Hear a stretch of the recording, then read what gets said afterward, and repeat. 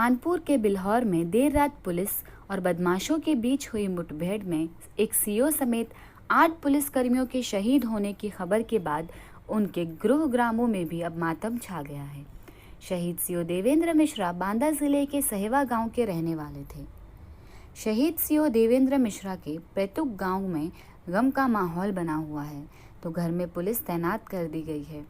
परिजनों और गांव के लोगों में घटना के बाद से भारी आक्रोश देखने को मिल रहा है और ग्रामीणों द्वारा यह मांग की जा रही है कि जिस तरह से अपराधियों ने पुलिस को निशाना बनाया है उसी तरह से पुलिस को उनके साथ व्यवहार करना चाहिए और उनको कड़ी सजा देनी चाहिए। कानपुर के बिल्हौर में एक मुठभेड़ के दौरान सीओ देवेंद्र मिश्रा समेत आधा दर्जन से ज्यादा पुलिसकर्मी शहीद हो गए। इसके बाद से प्रदेश के पुलिस महकमे में हड़कंप मचा हुआ है। सभी शहीदों के परिजनों को सूचित किया जा रहा है। जैसे ही शहीदों की जानकारी उनके परिजनों को मिल रही है तो परिजन ही नहीं अपितु गांव में भी मातम का माहौल हो गया है। बांदा जिले के सहेवा गांव के निवासी देवेंद्र मिश्रा को, जो कि कानपुर में ही सीओ पद पर तैनात थे, उनकी भी मुठभेड़ के दौरान मौत हो गई है। जैसे कि यह सूचना सहेवा गांव में पहुंचती है तो गांव में मातम का माहौल छा जाता है। पड़ोसी एवं ग्रामीणों में भी भारी आक्रोश देखने को मिल रहा है। ग्रामवासियों की मांग है कि ऐसे दुर्दांत हत्यारों को कड़ी से कड़ी सजा दी जाए और उनके साथ इससे भी बुरा सलूक किया जाए, जिससे अगली बार कोई भी हमारे सैनिकों, हमारे पुलिसकर्मियों पर हमला करने से पहले 100 बार सोचे। गांव के कुछ लोग शहीद सीओ देवेंद्र मिश्रा के स्वभाव के बारे में बताते हुए कहते हैं कि देवेंद्र मिश्रा बहुत ही हंसमुख स्वभाव के थे, पढ़ाई में भी बहुत तेज थे। देवेंद्र मिश्रा के पिता सहेवा गांव में ही अध्यापक थे। शहीद देवेंद्र मिश्रा की प्रारंभिक पढ़ाई गांव सहेवा में ही हुई थी और सभी लोग उनके हंसमुख स्वभाव के कायल थे। आज अपने शहीद लाल की अंतिम विदाई देने के लिए गांव वाले नम आंखों से तैयारियों में जुट गए हैं।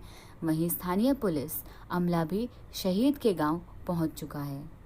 संवाददाता कासिम खान, बांदा। सुरेंद्र जी, आप सीओ साहब को, देवेंद्र जी को कब से जानते हैं और कैसे थे वो?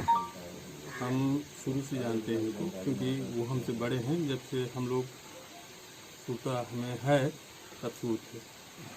किस तरह के व्यक्ति थे? पढ़ाई लिखाई में कैसे थे और व्यवहार कैसा था?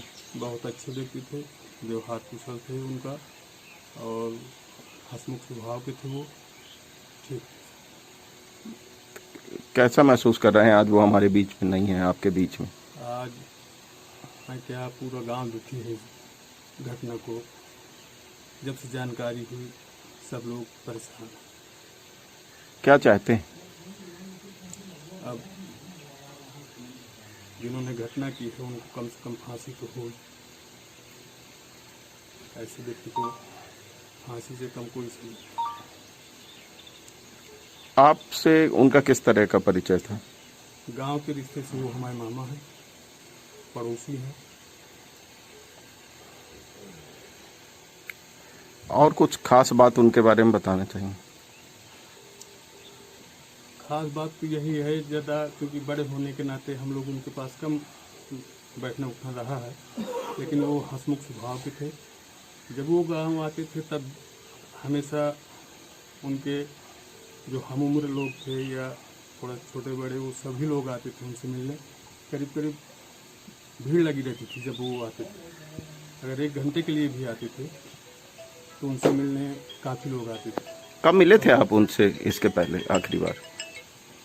3-4 घंटे के लिए। वो करीब फरवरी में आए थे, 2-3 महीने। तब मुलाकात हुई थी आपकी? हाँ।